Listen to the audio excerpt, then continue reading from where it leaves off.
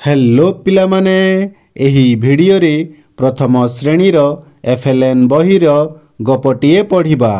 गपटीर ना हेउची चाल नटू खेलिबा। रविवार दिन भोला घरे थिला। से सूता ओ नटू नेई केशव घर को गला। दुई सांग पड़िया को जाई नटू खेलिले।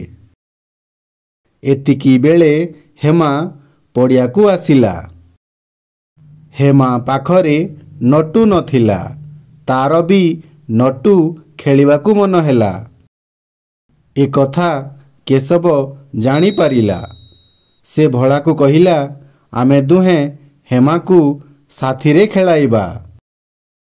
तीनी सांग जनक परे जणे नटू खेलिले।